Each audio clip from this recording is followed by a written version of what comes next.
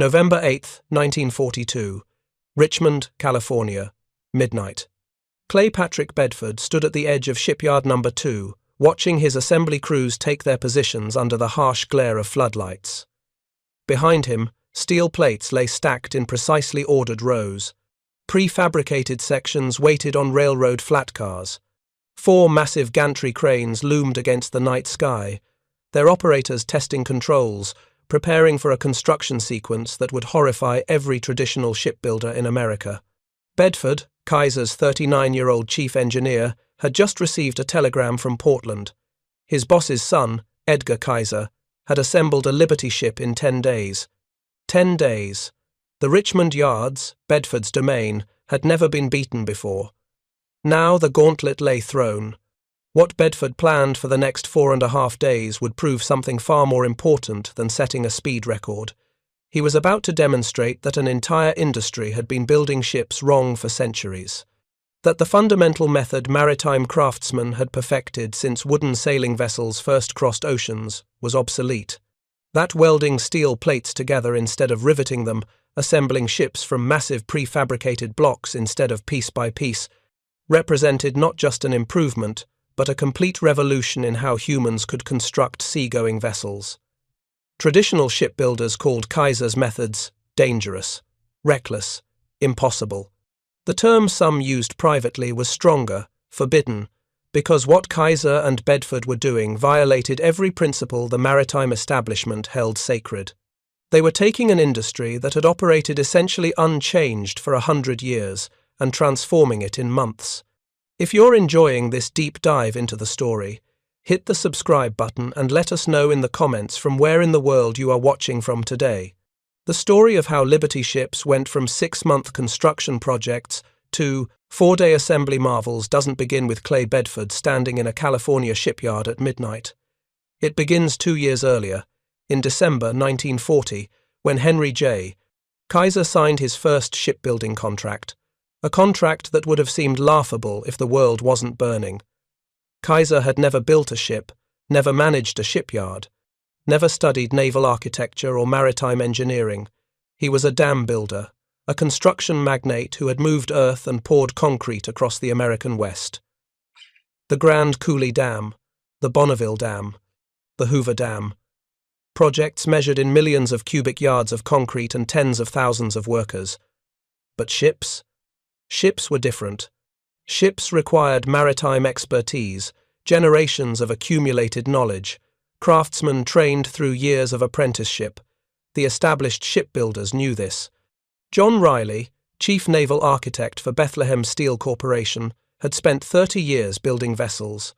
Todd Shipyards had been constructing ships since the 19th century. Bath Iron Works traced its lineage to 1884. These were institutions where fathers passed skills to sons, where master craftsmen trained apprentices for 4 years before they could touch critical work. Into this world came Henry Kaiser, promising the United States Maritime Commission he would build 30 cargo vessels for the British government within 2 years. The maritime establishment watched with barely concealed contempt. Todd Shipyards agreed to partner with him, assuming their expertise would compensate for his ignorance. What none of them understood was that Kaiser's complete lack of shipbuilding experience would become his greatest weapon. The mathematics of Allied survival made Kaiser's proposal necessary despite its apparent absurdity. In 1941, German U-boats and surface raiders were sending approximately 3.6 million tons of Allied shipping to the ocean floor. Britain was literally starving. Convoys crossing the Atlantic lost 1 ship in 4. American shipyards using traditional methods required an average of 230 days to build a single cargo ship. At that pace, Germany would win the Battle of the Atlantic through simple arithmetic. The Allies would run out of ships before America could replace them. Vice Admiral Emory Land, chairman of the United States Maritime Commission, examined Kaiser's proposal with deep skepticism. His correspondence, preserved in the National Archives, captures the maritime establishment's reaction. Kaiser proposes methods never proven at scale. His timeline seems impossible. Yet, we are desperate. Our traditional yards cannot produce vessels fast enough. If we reject innovation now, we may not survive long enough to regret it. The decision to approve Kaiser's contract represented not confidence in his methods, but acknowledgement of catastrophic need. Land approved the Richmond shipyard in December 1940. Construction began on empty mudflats along San Francisco Bay. What rose from that ground over the next 12 months would horrify maritime purists and transform industrial history. Kaiser assigned the project to Clay Bedford, his chief engineer since the dam building days. Bedford was 37 years old, a Rensselaer Polytechnic Institute graduate who had spent his career in heavy construction. He understood concrete and earth-moving equipment. He knew how to coordinate thousands of workers across massive projects, but like Kaiser, he had never built a ship. In February 1941, Bedford took a train to Detroit. Kaiser had sent him to observe something that seemed completely unrelated to maritime construction, the Ford Motor Company assembly line at River Rouge. Bedford spent 3 days watching automobile chassis move down production lines. He watched workers install prefabricated components at each station. He saw complex machines assembled not from the ground up, but from large sub-assemblies built simultaneously in different areas of the factory.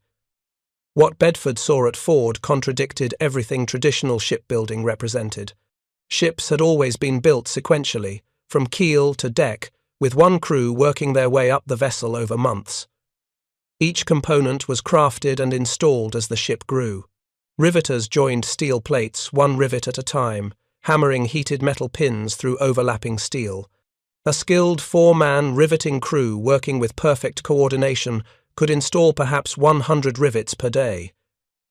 Each Liberty ship, if built conventionally, required approximately 1 million rivets.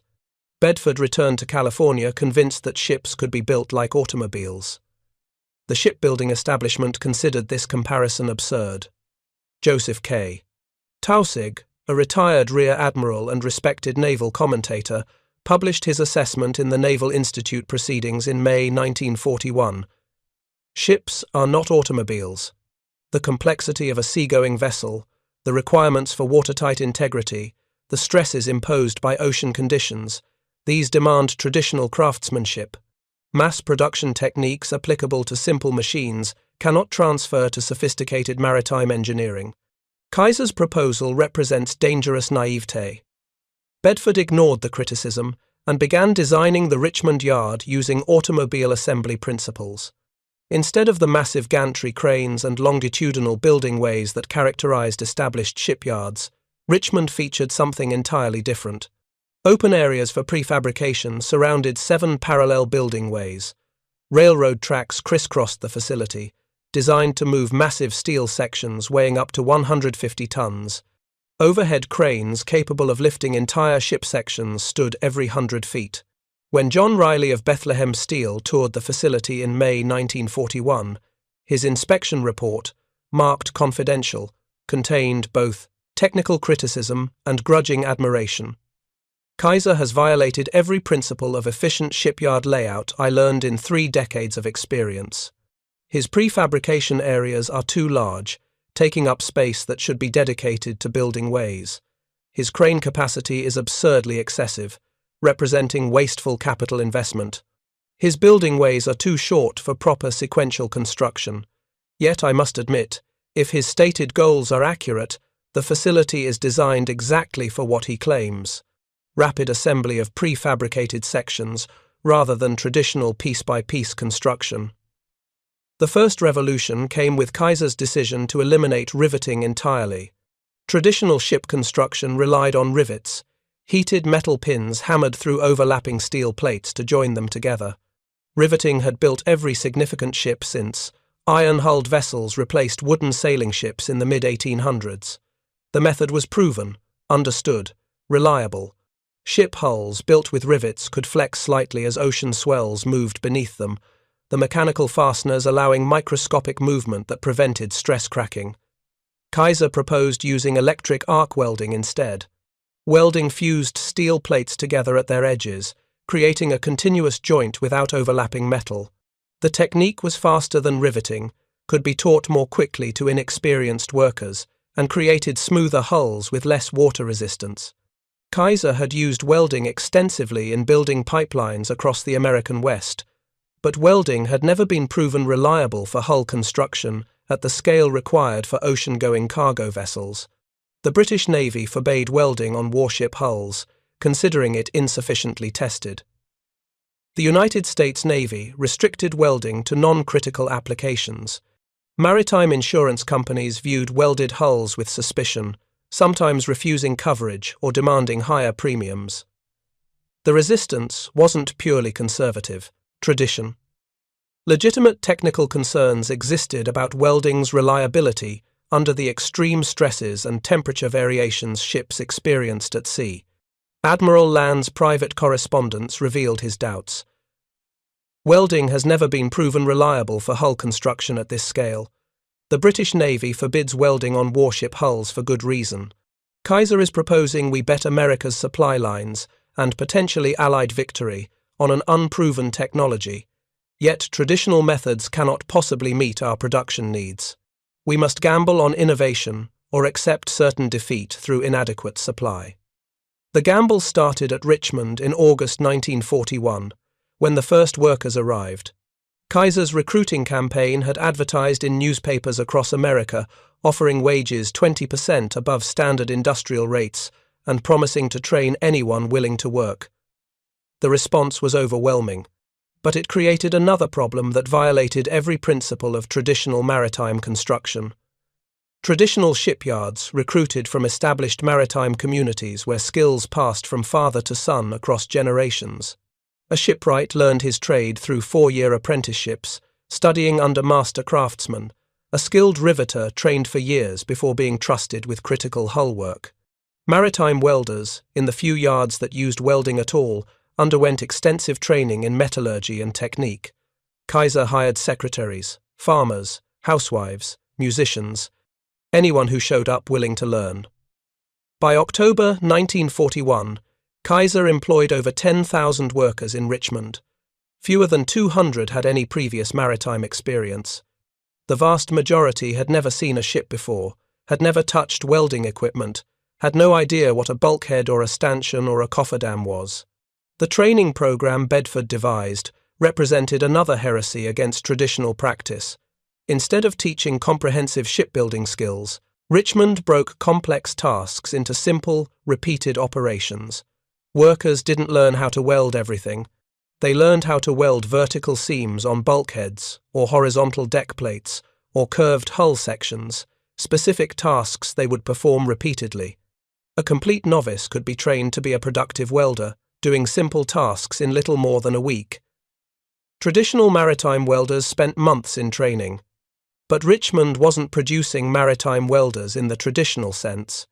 They were producing specialists in specific operations who would repeat those operations hundreds of times, gaining speed and proficiency through repetition rather than comprehensive knowledge. The established shipyards watched this development with alarm bordering on horror. The president of the Pacific Coast Marine, Firemen's Union, published an open letter in the San Francisco Chronicle in November 1941, warning that Kaiser's approach threatened both quality and safety. Ships built by untrained workers using unproven methods will fail at sea. Sailors will die when hulls crack under stress. The maritime industry cannot be revolutionized by amateurs ignorant of the sea's unforgiving nature. We are witnessing dangerous experimentation that will cost lives when these vessels encounter actual ocean conditions. Kaiser and Bedford pressed forward anyway. The Richmond Yard completed its first Liberty ship in March 1942. The SS Patrick Henry, named after the Revolutionary War patriot whose "Give me liberty or give me death" speech inspired the class name, took 197 days from keel laying to delivery. By traditional standards, this was respectable for a new yard with inexperienced workers, but it was nowhere near fast enough to meet the desperate need for cargo vessels. Then something unexpected occurred. As Richmond's workers gained experience through the spring and summer of 1942, construction time began falling, dramatically. Ship number 2 required 169 days. Ship number 5 required 128 days. Ship number 10 required 97 days. By August 1942, Richmond was completing Liberty ships in 70 days on average. The prefabrication approach that traditional builders had dismissed proved its power. Instead of building ships sequentially from keel to deck, Richmond fabricated entire sections simultaneously across the facility. In one area, workers assembled complete bulkheads, the vertical walls that divided a ship into compartments. In another area, crews built double-bottom sections, the complex assemblies that formed the ship's lowest structural elements. In a third area, teams constructed deckhouses, the three-story superstructures containing crew quarters, galley, and bridge. These massive prefabricated sections, some weighing 45 tons or more, moved on railroad cars to the building ways, where gantry cranes lifted them into position. Instead of one crew working sequentially up the ship over months, dozens of crews worked simultaneously on different sections. The ship didn't grow slowly from keel to deck. It assembled rapidly from large blocks, like enormous puzzle pieces fitting together. This method had profound implications that Bedford fully understood. In traditional sequential construction, the building way, the sloped platform where the ship sat during construction, was the bottleneck. Only one crew could work on the ship at any given time, limited by access and space. The building way sat occupied for the entire construction period, 6 to 8 months for traditionally built cargo vessels. With prefabrication, the building way was only occupied during final assembly. 80% of the ship's construction happened off the ways in fabrication yards. A ship might occupy the way for only 40 days, then launch, freeing the way for the next hull. This meant each building way could produce 3 times as many ships per year compared to traditional methods. The implications extended beyond simple productivity. Traditional shipyards required massive overhead gantry cranes that spanned the entire length of building ways, expensive infrastructure that represented huge capital investment. Richmond's approach used smaller, mobile cranes that moved prefabricated blocks relatively short distances. The facility could be built faster, for less money, in locations that lacked traditional shipyard infrastructure. By September 1942, the Richmond yards were producing Liberty ships faster than any traditional American shipyard. This achievement came from workers who, a year earlier, had never seen a ship. It came from welding technology the maritime establishment had rejected. It came from prefabrication methods that violated traditional practice. And it drove the competition between Kaiser's yards into a fever pitch that would culminate that November night when Clay Bedford stood watching his crews prepare to build a ship in less than 5 days. The competition between Kaiser's yards wasn't accidental. Kaiser deliberately fostered rivalry between facilities, believing competition bred innovation and maximum effort. He appointed his son, Edgar Kaiser, to run the Oregon and Vancouver yards. He gave Clay Bedford the Richmond yards. Then he encouraged them to compete directly, to break each other's records, to push boundaries of what seemed possible. Edgar's Oregon yard set the pace in September 1942, completing the Joseph N. Teal in just 10 days from keel laying to launch. This was unprecedented, impossible by traditional standards, achieved through extreme prefabrication, where nearly 90% of the ship was assembled before the keel touched the building way. The achievement electrified Kaiser's organization and sent a clear challenge to Richmond. On September 24th, workers arriving at Richmond Shipyard No. 2 found a flyer in the company newsletter. The headline, printed in bold letters, asked a simple question: "What's Oregon got that we haven't got?" The response was immediate and overwhelming. Bedford received 250 letters from his workers within 3 days, suggesting methods to accelerate construction even further. Welders proposed new techniques for joining prefabricated sections faster. Crane operators suggested modifications to lifting procedures. Shop foremen redesigned workflow to eliminate wasted motion. The yard's entire workforce mobilized around a single goal: beat Oregon's record by building a Liberty ship in 5 days. Bedford and his supervisors spent 3 weeks planning the attempt. They studied every aspect of construction, identifying bottlenecks and designing solutions. They rehearsed crane operations, practicing the intricate dance of lifting massive sections and positioning them with millimeter precision. They scheduled every worker, every operation, every movement of materials with precision that rivaled anything the automobile industry had achieved. What Bedford planned represented the ultimate expression of everything Kaiser's methods stood for: maximum prefabrication, parallel construction of all components, precise scheduling and coordination. And, most controversially, extreme reliance on welding, the forbidden technique traditional shipbuilders still viewed with suspicion. The ship they would build carried special symbolic weight: the SS Robert E. Peary, named after the Arctic explorer who had graduated from Bowdoin College before achieving fame reaching the North Pole. Peary represented American innovation and achievement. Building his namesake vessel in record time would demonstrate that American industrial capacity, properly organized, could accomplish what experts declared impossible. At midnight on November 8, 1942, as Bedford's crews took their positions, they were about to prove something more important than a speed record. They would demonstrate that an entire industry's fundamental assumptions were wrong, that ships didn't need to be built slowly by skilled craftsmen using century-old techniques, that welding could be trusted for hull construction, that prefabrication could work at unprecedented scale, that ordinary workers, given proper training and organization, could achieve extraordinary results. The question wasn't whether they could assemble a ship in 5 days. The real question was whether the maritime world would accept what that achievement meant about how ships should be built from that moment forward.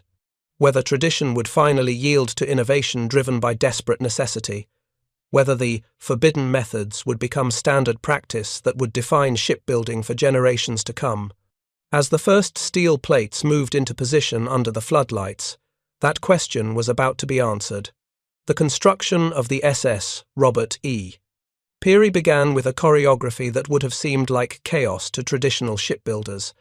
Instead of laying a keel and building upward sequentially, Richmond Yard No. 2 operated like a military campaign with dozens of simultaneous operations. In the prefabrication yard surrounding the building way, the ship was already taking form in sections. 3 teams worked on separate bulkhead assemblies, welding steel plates into the vertical walls that would divide the ship's interior. 4 crews fabricated deck sections, creating the horizontal platforms that would form the ship's floors. Another team assembled the bow unit, the ship's forwardmost section, with its distinctive curved prow designed to cut through ocean swells. The stern frame, the complex assembly at the ship's rear that would support the propeller shaft and rudder, had been under construction for 2 days already. This section required particular precision because it housed the mechanical systems that would propel and steer the vessel. The triple expansion steam engine, a relatively simple but reliable design, waited in a separate assembly area where workers had already begun installing the maze of pipes and fittings that would connect it to the ship's systems. Clay Bedford moved through the yard constantly during those first hours, checking progress, solving problems, making decisions. At 2:30 in the morning, a crane operator reported alignment issues with a prefabricated bulkhead section. The piece was 8 tons of welded steel, and it didn't match the mounting points on the hull section by 3/8 of an inch. In traditional construction, this would mean hours of cutting and re-welding to achieve proper fit. Bedford examined the problem personally, then made a decision that captured the entire philosophy driving Kaiser's methods. Rather than modify the bulkhead, which would delay that entire assembly line, he ordered modifications to the mounting points on the hull section. The work took 30 minutes. Traditional shipbuilding prioritized the hull above all else, treating every other component as secondary. Bedford treated all sections as equally important, modifying whichever piece could be changed fastest to keep the overall schedule moving. If you find this story engaging, please take a moment to subscribe and enable notifications. It helps us continue producing in-depth content like this. By dawn on November 9th, the first day of construction, the keel sections were in place on Building Way No. 2, but calling it Day 1 was almost misleading. The ship had been under construction for weeks in the prefabrication yards. The hull plates had been cut and shaped, the bulkheads had been assembled, the deck sections had been welded together. The deckhouse, that 3-story superstructure containing crew quarters and the ship's bridge, stood nearly complete in a separate fabrication area, waiting for transport to the building way. Traditional shipbuilders, who observed Kaiser's methods, struggled to understand what they were seeing. Where was the careful sequential construction they had learned? Where were the master craftsmen checking every detail before proceeding? Where was the deliberate, methodical process that ensured quality through experienced oversight? What they failed to recognize was that quality control in Kaiser's system happened differently. Not worse, just different. Instead of relying on individual craftsmen's expertise, Richmond used extensive jigs and fixtures that ensured consistent accuracy. Instead of depending on visual inspection by experienced eyes, they used gauges and measuring instruments that provided objective verification. Instead of building slowly to get things right the first time, they built rapidly with comprehensive testing and correction procedures built into the workflow. The welding techniques that drove this approach represented perhaps the most controversial aspect of Kaiser's revolution. Every Liberty ship required approximately 50 miles of welded joints. In traditional riveted construction, that distance would require over 1 million rivets, each one heated, positioned, and hammered into place by skilled crews. Welding eliminated that labor-intensive process, but it introduced new challenges. The fundamental concern with welding for ship hulls was crack propagation. In riveted construction, steel plates overlapped and were joined by mechanical fasteners. If a crack started in one plate, it would stop at the rivet line because the next plate was physically separate. The crack couldn't jump from one plate to another. This created natural crack arresters throughout the hull structure. Welded construction fused plates together into continuous surfaces. A crack that started in one location could potentially race through welded joints, propagating across the entire hull without natural stopping points. This was the maritime establishment's nightmare scenario. A ship splitting apart at sea because a single crack ran uncontrolled through welded joints. Kaiser's metallurgists and welding engineers understood this risk.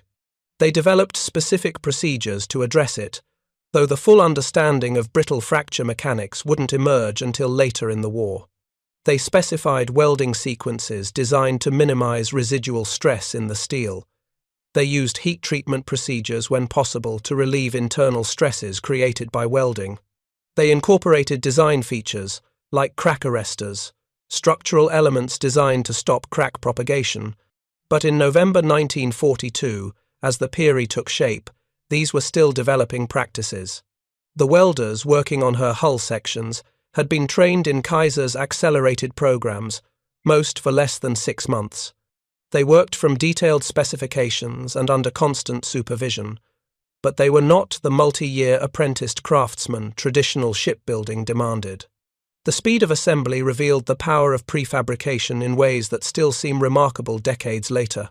At noon on day 2, November 10th, the bottom shell plates were in place, forming the ship's lowest structural layer. By midnight of that same day, the first deck beams were being positioned, the structural members that would support the deck plates above. 4 gantry cranes worked in precise coordination, their operators communicating by radio to synchronize movements. Lifting a 45-ton prefabricated section required all 4 cranes working together, each bearing exactly the right proportion of weight to prevent the section from tilting or twisting during the lift. One crane operator described the experience in an interview years later for the Maritime Commission's Oral History Project. You couldn't see the other crane operators. They might be 100 feet away. You had to trust them completely. If one person pulled too fast or too slow, the whole section could swing, and then you've got tons of steel swinging like a pendulum. We practiced for hours before the Peary, rehearsing the movements until we could do it in our sleep. When it came time for the real thing, we moved those sections like they were made of paper. By day 3, November 11th, the ship's basic structure was recognizable. Hull sections enclosed the bottom and sides. Bulkheads divided the interior into 5 cargo holds and the engine room. The deck plates were going into position, welders working around the clock to join sections with continuous seams. Bedford had organized the workforce into 3 8-hour shifts operating continuously. Workers arrived, took their positions, worked their shift with minimal breaks, then rotated out as the next shift arrived. The building way never stopped moving, never sat idle. Materials flowed constantly from fabrication yards to the assembly point. Welding machines hummed 24 hours a day, their electric arcs throwing blue-white light across the yard. The deckhouse arrived on day 4. This massive 3-story structure had been completely assembled in a separate fabrication area. Interior walls were in place. Doorways had been cut. Electrical conduits had been installed. The entire structure weighed over 200 tons and stood as tall as a 3-story building. Moving this massive assembly required careful planning and specialized equipment. A trailer mobile, a custom heavy-duty trailer with 32 oversized tires, rolled beneath the deckhouse as jacks slowly lowered it onto the trailer bed. A Caterpillar tractor, the same heavy equipment Kaiser had used in dam construction, pulled the loaded trailer across the yard to building way number 2. The final lift, placing the deckhouse onto the main deck, required all 4 cranes working in perfect synchronization. The operation took 45 minutes from initial lift to final positioning. Welders moved in immediately, joining the deckhouse to the deck with continuous seams that would make it an integral part of the ship's structure. Traditional shipbuilders who witnessed this operation struggled to accept what they were seeing. A deckhouse represented weeks of work in conventional construction. Carpenters built interior walls in place. Electricians ran wiring through cramped spaces. Plumbers installed galley fixtures while balanced precariously on scaffolding. All of this happened inside the ship, in confined areas, under difficult working conditions. Kaiser's approach moved all that work into fabrication shops with good lighting, comfortable working heights, and specialized tools. Workers assembled the deckhouse like building a house, working at ground level with full access to all sides. Then they simply lifted the completed structure into place. It was faster, safer, and produced more consistent quality than traditional methods. By the afternoon of day 4, November 12th, the pier was essentially complete structurally. The hull was enclosed, the deck was in place, the deckhouse stood proud above the main deck, the bow and stern sections were attached and welded. All that remained was installing the propulsion plant and completing final outfitting. The engine installation demonstrated another innovation Kaiser's yards had developed. Traditional practice involved lowering the massive steam engine through a hatch in the deck, then positioning it on its mounting bed deep in the engine room. This operation required heavy cranes, careful maneuvering in confined spaces, and typically consumed several days. Richmond's little prefab plant had changed this process. Workers assembled the precision-cut plates that formed the engine foundation in a mock-up facility that replicated the Liberty ship's engine room layout, complete with a wooden dummy engine. They installed all the piping, the 100 sections of pipe that would carry steam and water and fuel oil through the system, fitting everything together before the components ever entered the actual ship. When installation time came, entire assemblies lifted into place as units.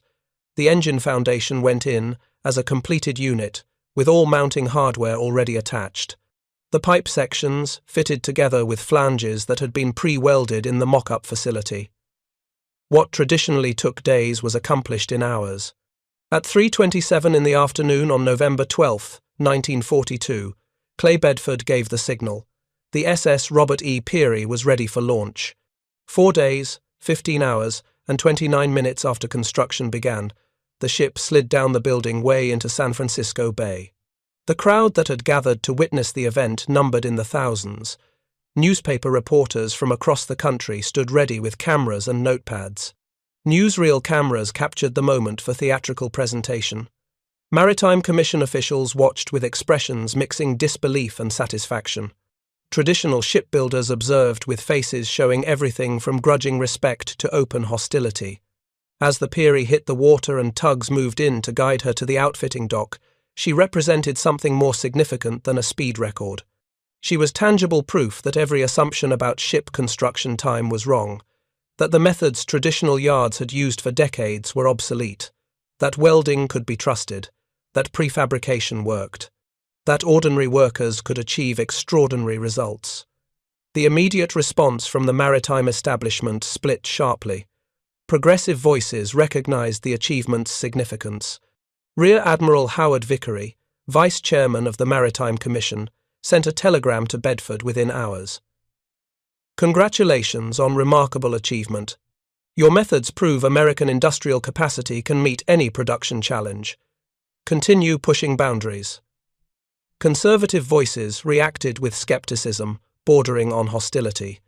The president of the American Bureau of Shipping, the organization responsible for certifying ship safety, issued a cautious statement, noting that construction speed meant nothing if vessels failed at sea. The Pacific Coast Marine Firemen's Union repeated earlier warnings about inadequate quality control. Some criticism had merit. Building a ship in less than 5 days was possible only because Richmond had devoted enormous resources to that single vessel. Multiple fabrication teams had worked simultaneously on prefabricated sections for weeks before keel laying. Extra supervisors had been assigned to coordinate operations. The best, most experienced workers in the yard had been selected for critical tasks. This level of resource concentration couldn't be sustained for every ship. Bedford acknowledged this reality in interviews after the Peary launched. He told reporters that the record was primarily an engineering exercise, a demonstration of maximum possible speed under ideal conditions. The goal wasn't to build every ship in 5 days. The goal was to prove that dramatic acceleration was possible, that traditional assumptions about necessary construction time were false, that prefabrication and welding could achieve results. Conventional wisdom claimed impossible. The more realistic production pace Richmond achieved, completing Liberty ships in 42 days on average by mid-1943, still represented revolutionary speed compared to traditional methods. And that pace was sustainable, ship after ship, month after month, without the special resource concentration the Peary required. The 3 days following the Peary's launch brought her story full circle. While the hull sat at the outfitting dock, workers completed final installations. Cargo handling equipment was installed. Navigation instruments were mounted in the bridge. The ship's boats were hung from davits. Final electrical connections were made. The engine was tested under steam for the first time. On November 15th, just 3 days after launch, the SS Robert E. Peary was handed over to the Maritime Commission as a completed, seaworthy vessel ready for service. From keel laying to delivery, 7.5 days total. A process that had traditionally required 6 to 8 months had been compressed into a single week. But the Peary's rapid construction was merely the visible peak of a much larger transformation. By the end of November 1942, Richmond's 4 shipyards together were averaging 1 new Liberty ship every other day. Oregon's yards matched that pace. Kaiser's 7 shipyards combined were producing more cargo tonnage than all traditional American shipyards put together.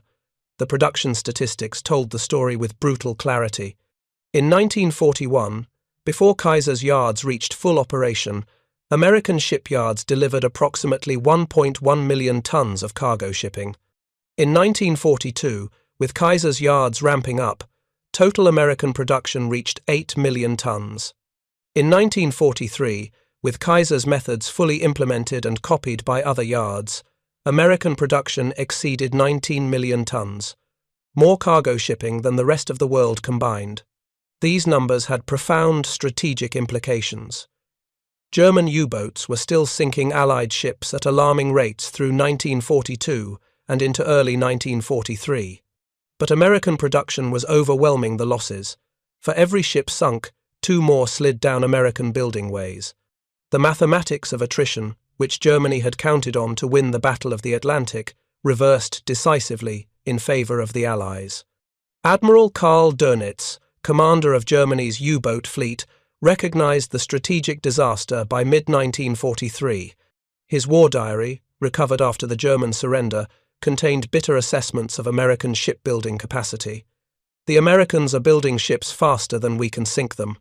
Even if we increased U-boat production tenfold, we could not overcome their industrial output. The Liberty ship program has made the Battle of the Atlantic unwinnable for Germany. The impact extended beyond raw numbers. Liberty ships, despite their plain appearance and modest speed, proved remarkably versatile and durable. They carried tanks to North Africa for Operation Torch. They delivered ammunition and supplies to Soviet ports through Arctic convoys. They supported the D-Day landings at Normandy. They transported troops and equipment across the Pacific for island-hopping campaigns against Japan. Of the 2,710 Liberty ships built between 1941 and 1945, more than 2,400 survived the war. This survival rate, over 88%, was remarkable given the dangers they faced. U-boats, surface raiders, mines, aircraft attacks, kamikaze strikes, typhoons, and the ordinary perils of wartime navigation. Yet the vast majority completed their missions and returned safely. This durability contradicted predictions from skeptics who claimed welded construction would prove fragile. The reality was more complex. Early Liberty ships did suffer structural problems. Between 1943 and 1944, approximately 1,500 ships reported significant cracks. 19 vessels broke completely in half, though several were later rebuilt. 3 disappeared at sea so rapidly they couldn't send distress signals. These failures sparked urgent investigations. Initial suspicions focused on welding quality and yard procedures, but research, particularly work by Constance Tipper at Cambridge University, revealed the true culprit was the steel itself. The grade of steel specified for Liberty ships became brittle at low temperatures, particularly in the cold North Atlantic. When brittle steel encountered stress concentrations at corners or hatches, cracks could initiate and propagate rapidly through welded joints. The solution involved multiple approaches. The Maritime commissioned modified designs to eliminate sharp corners where stress concentrated. They developed crack arrestor straps, steel reinforcements positioned to stop crack propagation. They improved welding inspection procedures to catch defects before ships entered service. They routed Liberty ships through warmer water routes when possible to avoid extreme cold that triggered brittleness. These modifications proved effective. Failure rates dropped dramatically through 1944 and 1945. More importantly, the lessons learned revolutionized understanding of fracture mechanics and material science. The Liberty ship failures led directly to development of fracture toughness testing, better steel specifications, and design principles for preventing brittle fracture. Modern shipbuilding standards, modern bridge design codes, modern pipeline specifications all incorporate lessons learned from Liberty ship structural investigations. The SS Robert E. Peary herself had a less dramatic career than her construction suggested. She entered service in December 1942, carrying cargo on Pacific routes. She survived the war without major incident, making numerous crossings, carrying supplies to support operations against Japan. After the war, she continued in merchant service until 1963, when she was finally scrapped after more than 20 years of reliable operation. Clay Bedford's reputation soared after the Peary's record construction. Time magazine featured him in a 1943 profile, calling him the man who proved ships could be built like automobiles. He received patents for various prefabrication and welding methods developed at Kaiser's yards. After the war, he continued with Kaiser Industries, eventually becoming a senior executive overseeing manufacturing operations across multiple sectors. But Bedford always maintained that the Peary's real significance wasn't the speed record. In a 1951 interview, he explained his perspective. "We built the Peary in less than 5 days because we wanted to prove something important. Not that every ship needed to be built that fast, but that the old ways of doing things weren't the only ways. That if you questioned assumptions, if you organized work differently, if you trusted ordinary people to do extraordinary things when properly trained and equipped, you could achieve what experts called impossible. That was the lesson. That innovation requires the courage to try methods traditional wisdom rejects." The transformation Kaiser and Bedford achieved extended far beyond the ships themselves. By the end of World War II, American shipyards had built 2,710 Liberty ships and 531 Victory ships, the improved design that followed. This represented the largest single class of ships ever constructed to a common design, a record that still stands decades later. But the numbers tell only part of the story. The real revolution was in how those ships were built and what that transformation meant for American industry far beyond maritime construction. The workforce that built these vessels represented a social revolution as significant as the technical one. Approximately 1.8 million Americans worked in Liberty shipyards during the war. The vast majority had no maritime experience before entering the yards. Women comprised roughly 10% of the workforce at most yards, some facilities reaching 20%. African Americans made up significant portions of yard crews, particularly at Kaiser's facilities, where equal hiring practices, however imperfectly implemented, opened opportunities previously denied. These workers didn't just build ships. They proved that American industrial capacity was not fixed or limited by available skilled labor. That ordinary people, given proper training and organization, could master complex technical tasks. That gender and race were irrelevant to industrial capability. These lessons, learned in the shipyards, echoed through post-war America in ways that shaped decades of social change. Hazel Drummond, an African-American woman who worked as a welder at Richmond Yard 3, described her experience in an oral history recorded in 1989 for the Rosie the Riveter Trust. "I was a domestic worker before the war, cleaning houses for white families. The shipyard gave me a chance I never imagined having. They trained me to weld, put a torch in my hands, and told me I could do work that mattered. That confidence, that sense of capability, I carried that for the rest of my life. When the war ended, I didn't go back to domestic work. I got training as a medical technician. The shipyard taught me I could learn anything, do anything, if I had the chance." Stories like Drummond's multiplied across hundreds of thousands of workers. The shipyard experience opened doors that stayed open, created confidence that endured, proved capabilities that society had systematically denied or dismissed. The social impact was as profound as the industrial achievement. The technical innovations developed in the Liberty Ship program influenced industries far beyond shipbuilding. Every welded structure built today, from skyscrapers to pipelines to pressure vessels, follows principles refined in wartime shipyards. The American Welding Society's Structural Welding Code, first published in 1947, codified standards developed directly from Liberty Ship experience. Pipeline construction across challenging terrain relied explicitly on techniques proven in the shipyards. The Trans-Alaska Pipeline, 800 miles of welded steel carrying hot oil through Arctic conditions, exists because engineers understood lessons learned from Liberty ships about welding in cold temperatures, stress relief procedures, and crack prevention.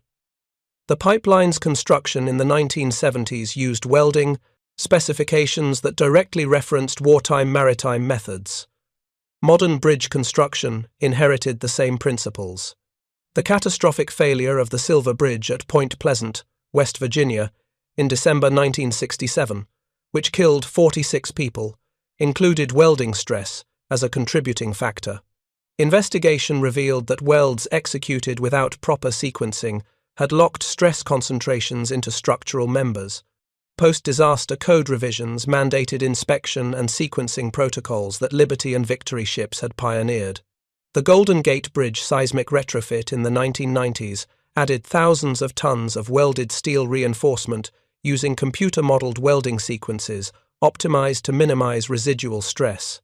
These were sophisticated versions of principles first proven practical in Kaiser's shipyards 5 decades earlier.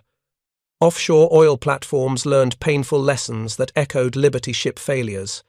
The Alexander Kielland platform disaster in Norway in 1980, where 123 workers died when the platform capsized, traced partially to fatigue cracks propagating from improperly sequenced welds.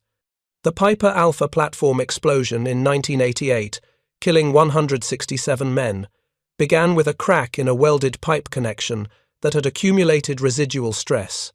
Each disaster prompted investigators to examine welding procedures.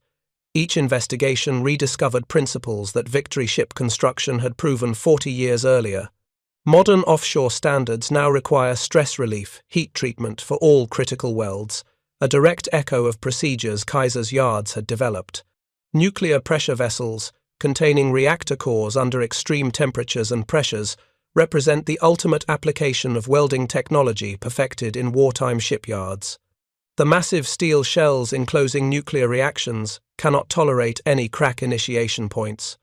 Welding sequences for reactor vessels are planned with computational precision, simulating thermal effects and residual stresses before the first weld is struck. The entire vessel receives post-weld heat treatment in enormous ovens, eliminating residual stresses that could become failure initiation points. Engineers designing these procedures in the 1950s and 60s explicitly studied Victory ship construction as their foundational reference. The principles Bedford and Kaiser's metallurgists developed under wartime pressure became the basis for nuclear safety, a field where failure could mean catastrophic consequences. The organizational innovations proved equally influential. The prefabrication approach, building complex systems from large subassemblies rather than piece by piece, became standard across manufacturing industries. Modern shipyards worldwide use methods descended directly from Kaiser's yards. Aircraft manufacturing, automobile assembly, industrial construction, all borrowed principles proven in wartime shipbuilding. The concept of rapid worker training through task specialization, controversial when Kaiser introduced it, became foundational to modern manufacturing. The idea that you don't need comprehensive expertise to contribute effectively, that narrow skills applied repeatedly could achieve quality results, this challenged traditional craft approaches but proved correct. Modern manufacturing education incorporates these principles as fundamental concepts. Perhaps most significantly, the Liberty Ship program demonstrated that industrial capacity is not fixed, that perceived limitations often reflect organizational constraints rather than physical impossibilities. That necessity, combined with willingness to challenge conventional wisdom, can achieve breakthrough performance. Professor Michael Porter at Harvard Business School, analyzing American industrial competitiveness in a 1985 study, identified the Liberty Ship program as a crucial case study. Kaiser demonstrated that industrial capacity can be created quickly when necessity demands it. The United States entered World War II with minimal merchant shipbuilding capability. Within 24 months, American yards were producing more tonnage than the rest of the world combined. This proved that workforce skills, production systems, and industrial infrastructure could all be developed at unprecedented speed when properly organized. This lesson transcended wartime emergency. It suggested that industries facing challenges conventional wisdom calls impossible might simply lack the organizational innovation and courage to question fundamental assumptions. That breakthrough performance requires willingness to try methods traditional expertise rejects. The Victory Ship program, which followed Liberty ships in 1944, incorporated all the lessons learned from structural failures and operational experience. Victory ships used better steel, less prone to brittle fracture. They incorporated improved designs with rounded corners and crack arresters. They featured more powerful engines giving higher speeds. And they were built using refined versions of the prefabrication and welding methods Liberty ships had proven. Victory ships achieved essentially zero structural failure rate during and after the war. They validated that welded construction, properly executed with appropriate materials and procedures, was not just acceptable, but superior to traditional riveted methods. The maritime establishment's last arguments against Kaiser's innovations evaporated as Victory ships proved themselves in service. Admiral Chester Nimitz, commander of the Pacific Fleet, reflected on the strategic impact in his post-war memoir published in 1960. "We fought across 5,000 miles of Pacific Ocean, supplied by ships built faster than the enemy could sink them." Japan's military planners assumed American industrial capacity was impressive but finite. They believed that if they sank enough ships, eventually American logistics would collapse. They failed to account for Henry Kaiser and Clay Bedford. By 1944, we were replacing shipping losses faster than they could inflict them. Industrial capacity, not martial valor, determined the outcome.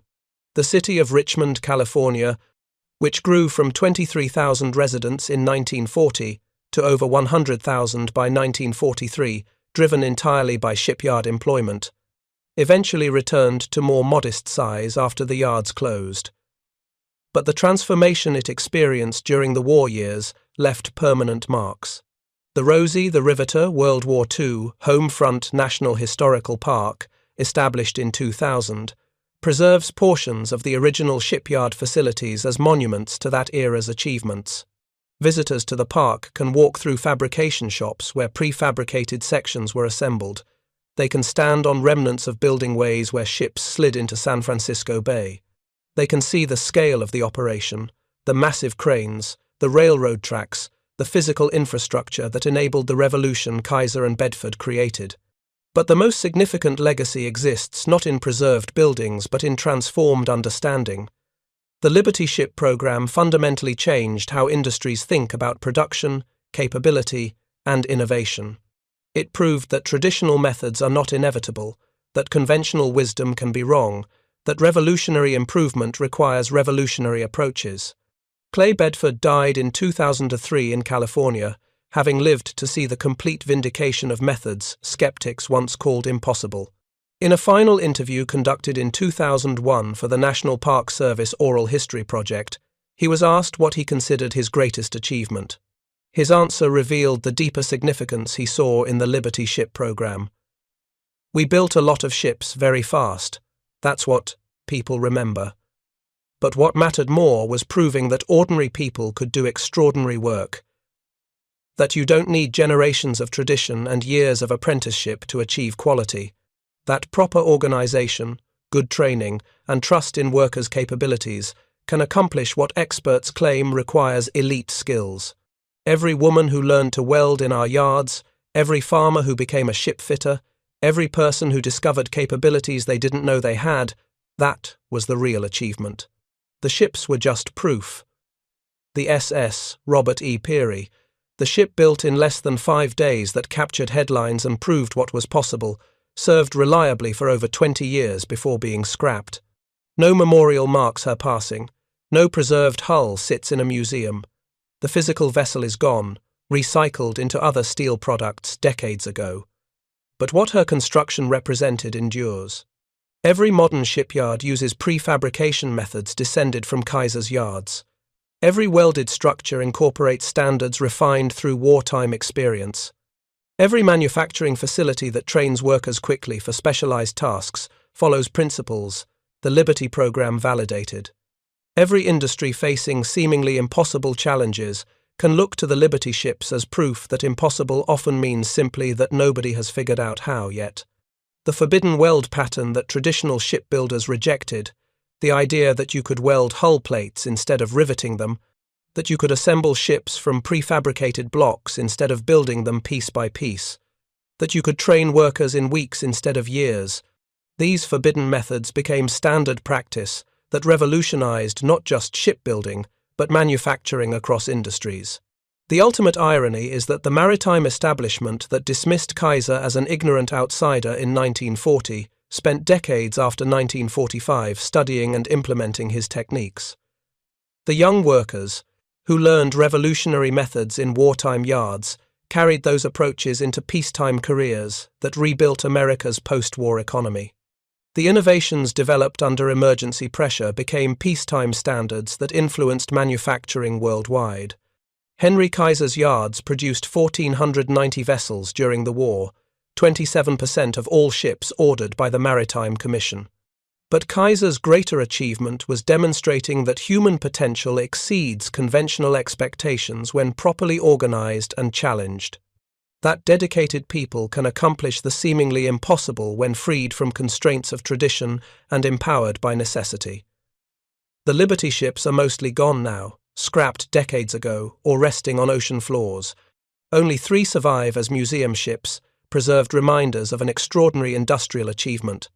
But the revolution they represented endures in every welded structure standing today, in every manufacturing process using prefabrication, in every training program teaching specific skills quickly, and in every manager who questions whether impossible truly means impossible or simply means nobody has figured out how yet.